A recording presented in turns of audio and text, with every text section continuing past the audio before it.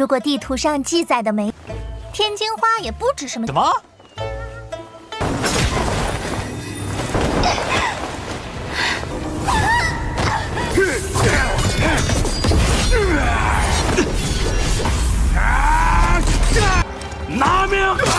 Halo semuanya, selamat datang di Ruang Sinema. Bagaimana kabar kalian semua? Semoga selalu sehat dan baik-baik saja. Sesuai jadwal, jadi pada hari ini kita akan kembali melanjutkan series Donghua Fearless Battle Spirit episode terbaru, yang mana ini adalah episode yang ke-42. Bagi yang baru bergabung dengan series ini, kita sudah sediakan playlistnya. Jadi kalian bisa dengan mudah mencari di mana episode awal dari series ini. Sebelum kita mulai episode terbarunya, kita akan melihat dulu apa saja yang telah terjadi pada episode sebelumnya. Tepatnya pada episode 41. Kemarin, Xingnan pergi ke lantai 8 Aula Gongfa. Tidak sembarangan orang yang boleh memasuki aula tersebut. Tujuan Xingnan kemari adalah untuk mempelajari berbagai teknik yang ada di sana. Karena bagaimanapun waktunya sudah tidak banyak lagi. Di saat dirinya sedang asik belajar, Miao Miao ternyata telah membuat keributan besar karena dia melakukan pencurian pil di mana-mana. Untuk Ayang Qiansu sendiri harus berhadapan dengan utusan dari Ouyang Jun, yang mana ia ingin membawa Xiao Qingsu secara paksa ke hadapan Ouyang Jun. Qiansu yang tidak mau tentu saja pergi dari tempat tersebut. Nah, setelah semua ini kita lalu dibawa lagi kepada Abang Xingnan yang sedang melakukan sesuatu kepada 7 pedangnya. Ia tahu kalau kekuatannya masih belum sepenuhnya menguasai ke-7 pedang. Jadi Xingnan pun mulai menjalin kontrak dengan mereka. Alhasil pertarungan pun sempat terjadi di antara mereka. Namun Abang Xingnan berhasil mengatasi semua ini dengan baik.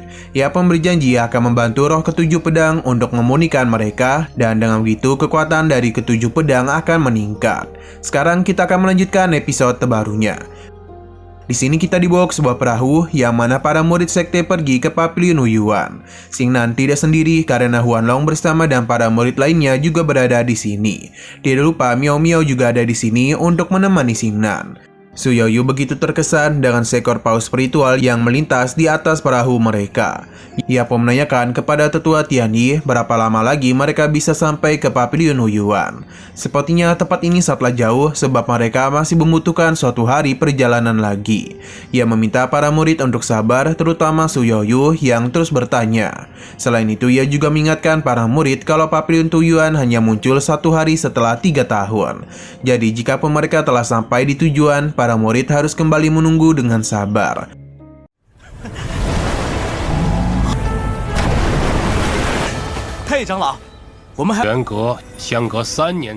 Berhubung mereka ini begitu bersemangat, Mojisan pun meminta tetua Tianyi untuk menceritakan kepada mereka tentang Pavilion Huiyuan.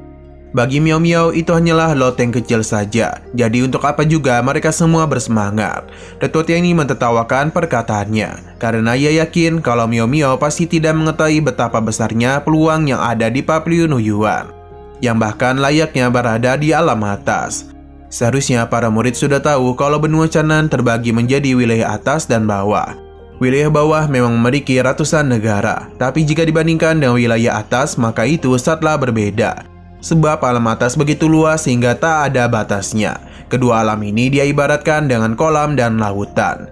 Jikapun mereka memiliki bakat dan kekuatan untuk naik ke alam atas, maka itu sama saja dengan sulitnya mendaki sebuah gunung besar ke atas langit. Tapi bukan berarti mereka tidak akan bisa, sebab kesempatan ada di Pavilion Huiyuan. Jadi tidak heran mengapa ada begitu banyak orang yang tertarik untuk bisa pergi ke sana. Xingnan menanyakan mengapa Pavilion Huiyuan memilih untuk muncul di dunia bawah, padahal dunia bawah sangatlah tandus. Tetua Tianyi hanya tertawa karena jawaban atas pertanyaan Xingnan harus dia temukan sendiri. Mereka pun terus melakukan perjalanan hingga pada akhirnya mereka pun sampai di sebuah tempat.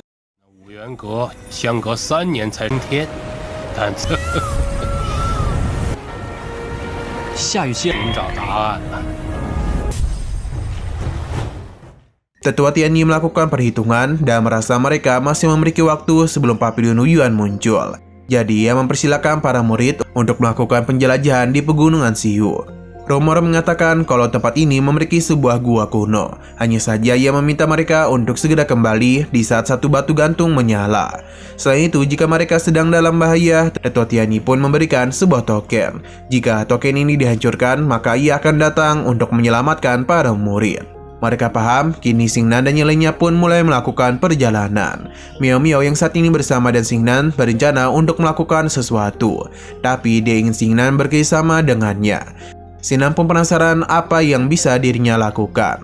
Miao Miao pun memberitahu kalau saat ini dirinya sedang memegang peta alkimia. Ia memberikan peta ini kepada Xingnan agar ia bisa mencari semua ramuan yang ada pada peta tersebut. Andai saja mereka bisa menemukan harta karun, maka mereka akan membagi dua. Tapi Miao Miao merevisi pembagian yakni 7:3. Xingnan penasaran bagaimana cara Miao Miao mendapatkan peta tersebut. Yang ternyata ia mendapatkan semua ini dari para tetua yang telah baik hati memberikan peta ini kepadanya. Padahal mereka itu kalah dari Miao Miao. Jika peta ini benar, maka seharusnya ada petak-petak bunga Tianjin yang tumbuh. Bunga Tianjin memang tidak terlalu berharga karena satu tanaman itu harganya 1000 pil Martial King. Xingnan sontak terkejut karena harganya sangatlah tinggi. Jadi dia pun setuju untuk pergi asalkan bayarannya sepadan. 宝贝，咱们28。哼，如果地图上记载的没，天津花也不止什么。 Hanya saja Miao Miao mulai berakting kalau Xingnan seharusnya menjadi pelayan yang baik. Namun siapa yang mengira kalau ia berencana untuk mengambil keuntungan darinya. Muak dengan aktingnya itu, Xingnan pun paham dan akan pergi walaupun dirinya tidak dibayar. Miao Miao bangga kepada Xingnan karena memang seperti inilah penampilan sebenarnya dari pelayan sang putri cantik. Jika Xingnan mengambil bunga Tianjin, ia pun menanyakan tujuan Miao Miao dan mengapa dia itu tidak mengambil hal ini sendiri. Ternyata Miao Miao memiliki tujuan lain dan tidak mau memberitahu Xingnan. 本公主原以为，我答应你。本公主自有。 Setelah semua itu, Xingnan pun mulai melakukan perjalanan. Yang mana sesaat kemudian ia pun sampai di tempat bunga Tianjin berada. Akan tetapi Xingnan merasa kalau ada seseorang yang lebih dulu daripada dirinya. Ia pun bergegas masuk ke dalam sana dan memang benar ada seseorang di situ. Gadis tersebut sedang bertarung menghadapi sebuah makhluk yang memiliki 4 lengan. Pertarungan sengit terus saja terjadi di antara mereka. Hanya saja monster ini jauh lebih unggul dari gadis tersebut. Ini dibuktikan dengan hancurnya senjata yang ia gunakan dan membuat gadis itu terpental akibat martial spiritnya yang telah hancur. Kini kondisi dari gadis tersebut sedang tidak baik-baik saja. Selain itu, monster ini memiliki suatu niatan sebelum memakannya. Gadis itu pun meminta monster tersebut untuk menjauh. Hanya saja suara imut yang ia keluarkan malah semakin membuat monster itu bernafsu.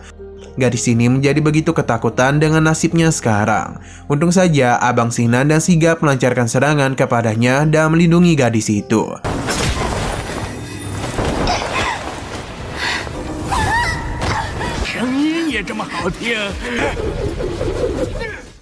Monster ini pun menjadi begitu marah karena bocah ini telah berani mengganggu kesenangannya. Selain itu, dia sangatlah berani datang ke guanya. Gadis ini tahu betul kalau ia dan Xingnan bukanlah tandingan dari monster tersebut.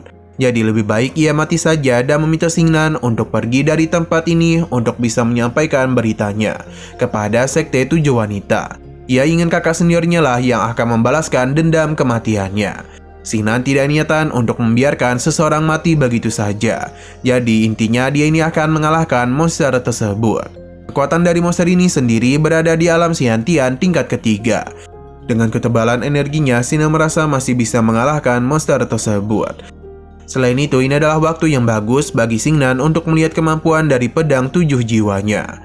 Saat juga Xingnan pun mulai melakukan penyerangan kepada para monster tersebut. Hanya saja setiap serangan pedang Xingnan masihlah mampu ditahan oleh monster itu. Jangankan menghabisinya, melukainya saja masihlah belum cukup. Xingnan akhirnya menyadari kalau monster ini memiliki suatu kelemahan. Jadi dia berencana untuk memanfaatkan hal tersebut. Akan tetapi yang menjadi masalah, monster ini berhasil menangkap senjata Xingnan. Ia pun mulai meremehkan kemampuan Xingnan. Sayang sekali ia tidak tahu kalau Xingnan memiliki 7 pedang. Jadi salah satu pedangnya pun telah berhasil menusuk tubuh monster tersebut dan langsung membuatnya meninggoy. Dan begini nyawa gadis ini pun telah berhasil diselamatkan oleh Abang Xingnan.